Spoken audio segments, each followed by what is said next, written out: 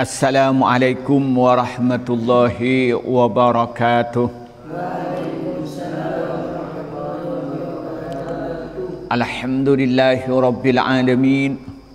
Wassalatu wassalamu ala asrafil anbiya'i wal mursalin, amma ba'du.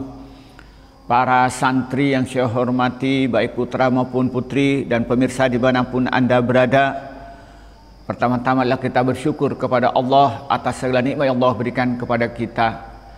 Kedua kalinya rahmat dan salam semoga dicurahkan pada Nabi Muhammad sallallahu alaihi wasallam. Para santri yang saya hormati, pada pertemuan ini kita akan mengkaji kitab Al-Kabair yang dikarang oleh Imam Az-Zahabi. Pada pertemuan kali ini kita akan membahas dosa besar yang ke-19, yaitu minum khamr, dengan sub pembahasan bahwa khamr dan hal yang berkenaan khamr itu dilaknat oleh Allah Subhanahu wa taala. Bismillahirrahmanirrahim. Zukurah disebutkan apa?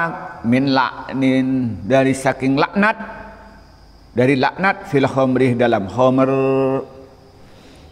Di sini kata Imam Az-Zahabi akan menyebutkan beberapa hadis yang di situ menjelaskan tentang khamr itu dilaknat.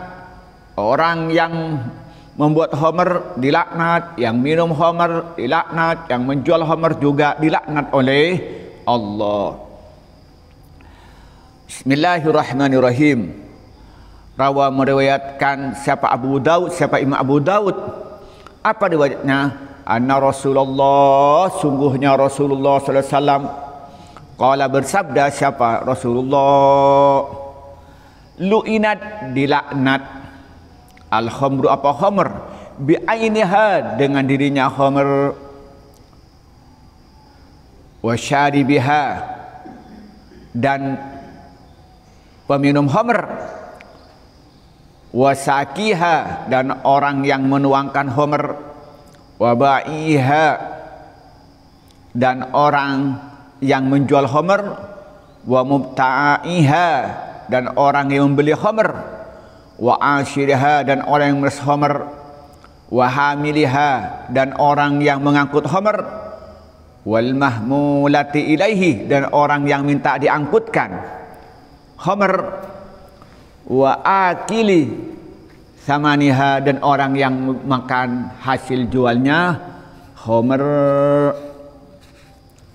Jadi di sini menyatakan rawu Abu Daud anna Rasulullah sallallahu alaihi wasallam qala, hadis riwayatkan Imam Abu Daud, Rasulullah bersabda. Apa isi sabdanya? Lu'inatil khamru bi'ainiha wa syaribiha wa sakiha wa ba'iha wa mubta'iha wa ashiriha wa mu'tashiriha wa hamiliha wal mahmulati ilaihi wa akili thamaniha. Khamr ini dilaknat. Khamr dilaknat. Kemudian bendanya khamr sendiri itu sudah dilaknat. Khamrnya sendiri itu, barangnya itu dilaknat. Maka dibilang itu benda yang terlaknat, orang bilangnya itu. Jadi minuman-minuman yang memabukkan itu, benda sini sudah mendapat laknat dari Allah. Jadi kalau dia itu misalnya, kalau sekarang itu misalnya narkoba, narkobanya sendiri itu dilaknat oleh Allah Subhanahu wa taala. Kemudian apalagi berkenaan dengan khamr itu, kemudian wasyaribiha, orang yang minum khamr itu dilaknat. Kenapa dilaknat? Karena orang yang minum itu pasti ketika mabuk dia itu pikirannya tidak terkendali, pikirannya tidak terkontrol. Sehingga apa? Ketika pada waktu itu demikian, apa yang terjadi? Maka dia akan melakukan hal-hal yang dilarang oleh Allah dan bahkan merugikan orang lain. Nah, kalau dia sudah minum, akhirnya kecanduan. Ketika kecanduan apa? Maka pikirannya itu tidak lain kecuali khamr, maka hidupnya tidak berguna. Tambah lagi, dia itu tidak akan ingat kepada Allah Subhanahu wa taala, tidak akan terdorong untuk beramal soleh. Kalau dia beramal soleh secara kemanusiaan, itu bisa jadi bukan karena Allah, hanya karena pura-pura saja. maka peminum juga dilaknat oleh Allah. Balak dilaknat. Yang kedua, wasyakiha, tukang nuangnya. Jadi kalau umpamanya bantu untuk menuangkan, itu juga mendapat laknat dari Allah. Dia umpamanya membantu untuk mengambilkan, juga dilaknat oleh Allah. Maksud wasyakiha. Jadi orang yang tidak minum cuma hanya menuangkan juga kena laknat dari Allah. Wabaiha, juga penjualnya, pedagangnya juga kena laknat. Yang punya toko, kemudian penjualnya, tenaganya di toko itu kena laknat semua. Semuanya. Jadi yang terlibat umpamanya kasirnya juga kena laknat oleh Allah. Kuli yang bekerja di toko itu juga dapat laknat dari Allah. Juga satpamnya kena laknat oleh Allah. Semuanya yang terlibat dalam penjualan itu, yang memberi modal atau investornya juga kena laknat dari Allah. Wa mubta'iha, apalagi pembelinya. Karena penjual tidak akan laku kalau tidak ada pembeli. Juga membelinya saja itu belum minum, itu sudah dilaknat oleh Allah Subhanahu wa taala. Kenapa? Kadang-kadang dibeli kan barang itu laku. Ketika laku akan memproduksi. Kalau memproduksi berarti apa? Makin hari makin banyak. Maka juga pembelinya juga dilaknat oleh Allah. Berarti distributornya. Jadi tidak untuk diminum, hanya untuk beli saja sudah dilaknat. Jadi distributornya dan sebagainya itu dapat laknat dari Allah Subhanahu wa taala. Wa ashiriha, dan pemerasnya. Kalau sekarang itu adalah produsennya. Jadi kalau dulu itu sekedar meras. Di sini istilahnya wa ashir, artinya produsen. Orang yang memproduksi juga mendapatkan laknat. Orang yang bekerja di pabrik itu juga mendapatkan laknat. Yang bekerja bagian proses, bagian labnya, bagian satpamnya, bagian supirnya, semuanya yang terlibat dalam proses produksi itu semuanya mendapatkan laknat dari Allah.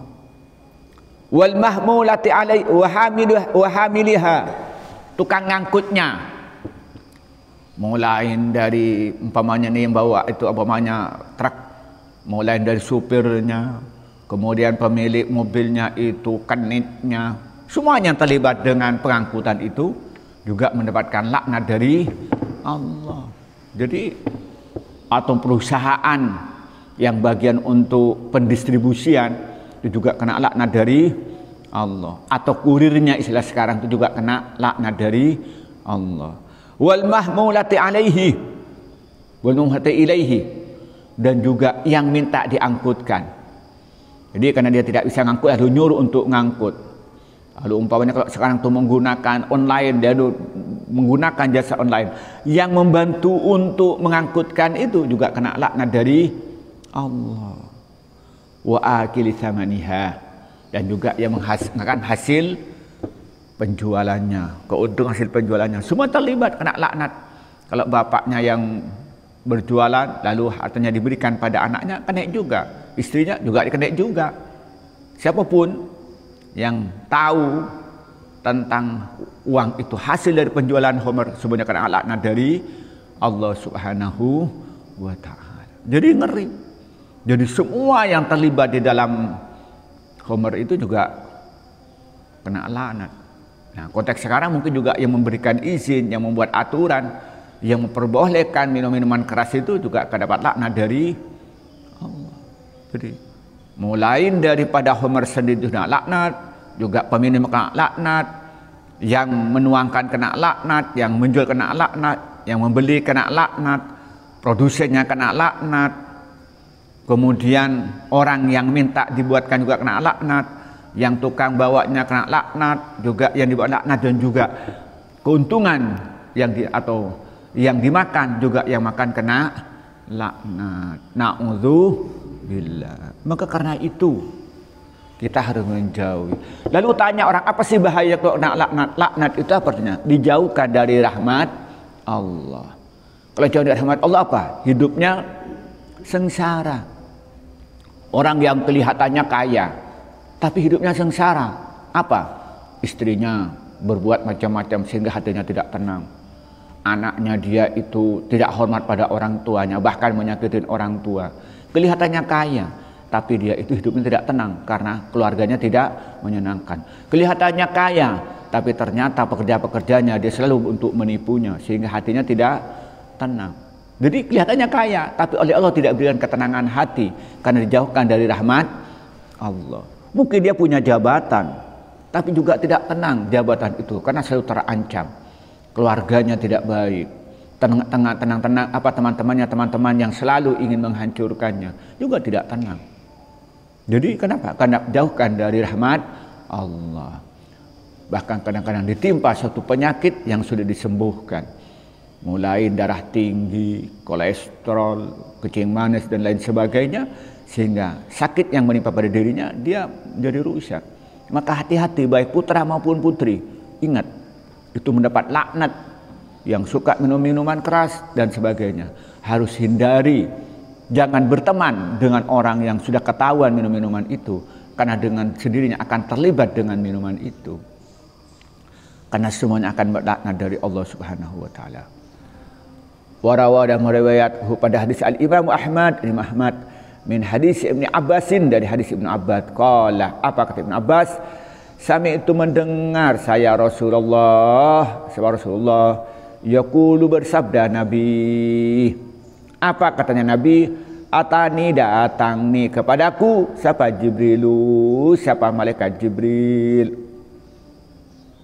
Faqala, maka berkata siapa malaikat Jibril. Apa sih berkatanya? Ya Muhammad, wahai Muhammad, inna Allah, sungguhnya Allah, la'ana, melaknat Allah al-khamrah pada khamr, wa asiraha, dan orang yang memeras khamr, wa mu'tasiraha, dan orang yang minta diperaskan khamr, wa ba'i'aha, dan penjual khamr, wa mubta'aha, dan pembeli khamr, wa syaribaha, dan peminum khamr, wa akila thamaniha, dan pada orang yang makan uangnya khamr, wa hamilaha, dan pada pembawa khamr, wal mahmulata ilaihi, dan orang yang minta dibawain khamr, wa sakiha, dan orang yang menuangkan, wa mustaqaha, dan orang yang minta dituangkan khamr.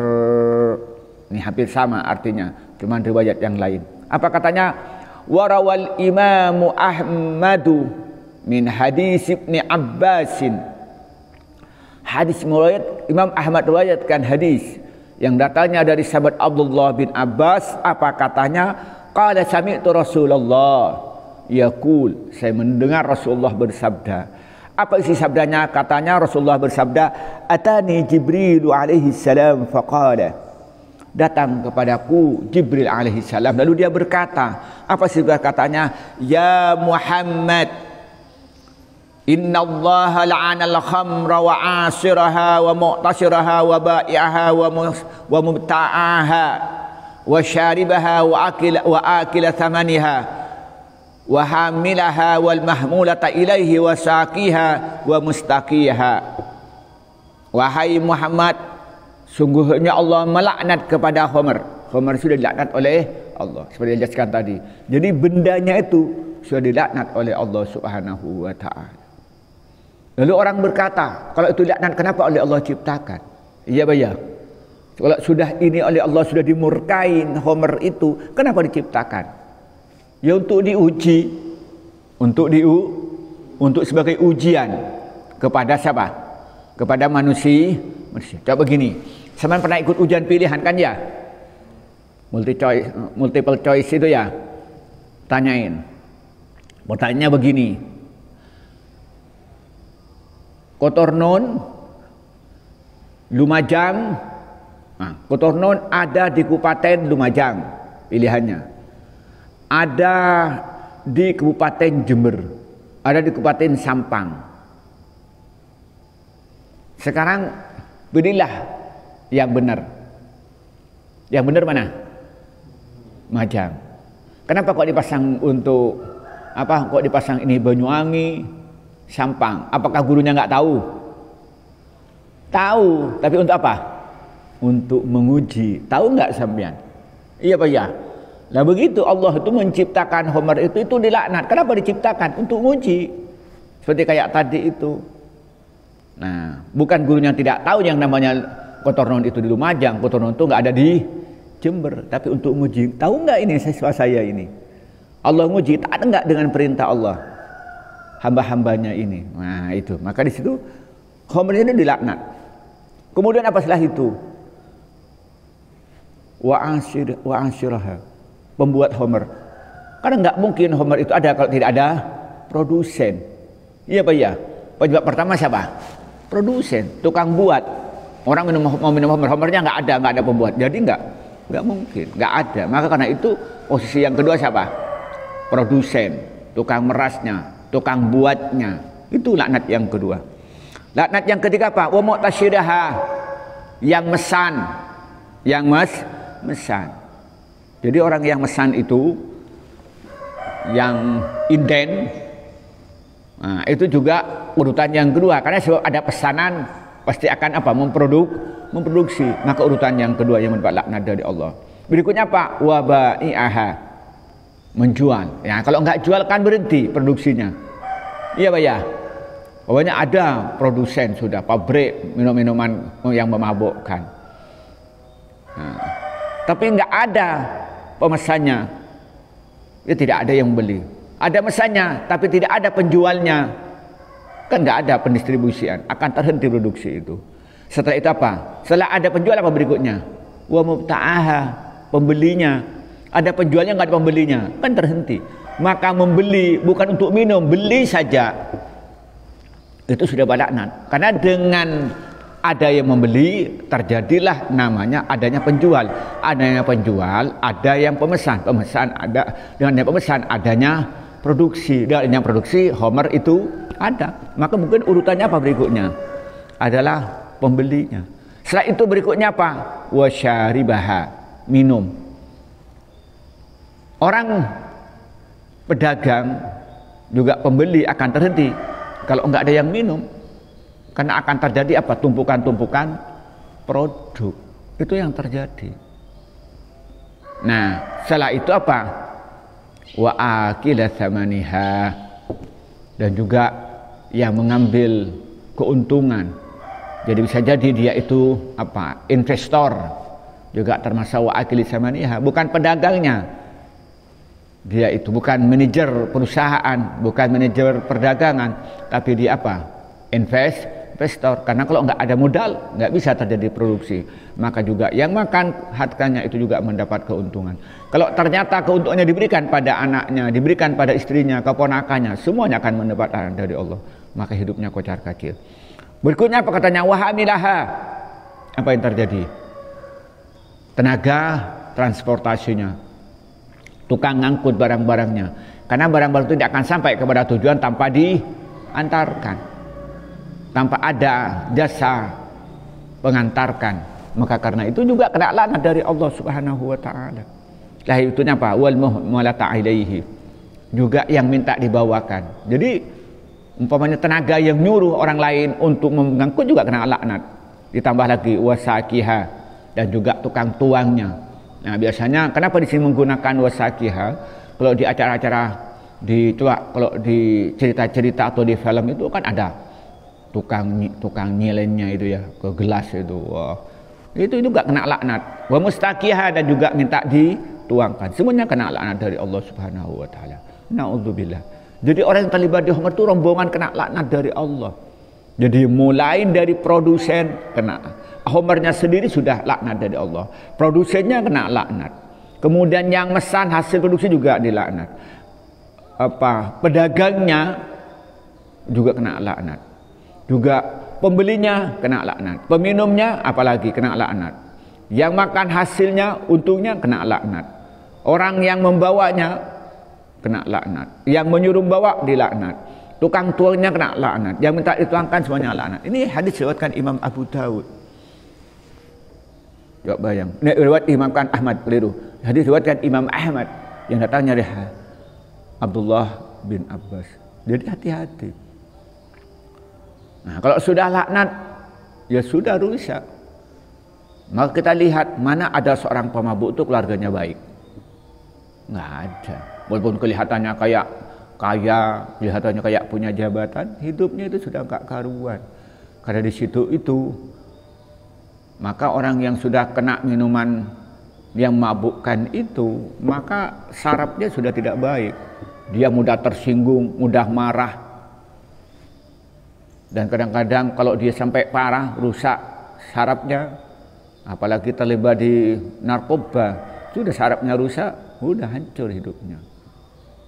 Dan bisa kena penyakit-penyakit, kena jantung, kena paru-paru dan lain sebagainya.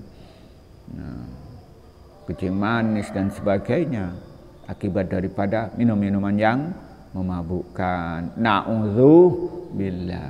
Semoga kita semua diselamatkan oleh Allah Subhanahu wa taala dari segala bentuk minum-minuman yang memabukkan. Begitupun keluarga kita semua diselamatkan oleh Allah dari segala bentuk yang memabukkan. Amin ya rabbal alamin. Inilah yang kita sampaikan pada pagi ini, semoga bermanfaat. Wallahul muwaffiq ila aqwamit thoriq. Wassalamualaikum warahmatullahi wabarakatuh.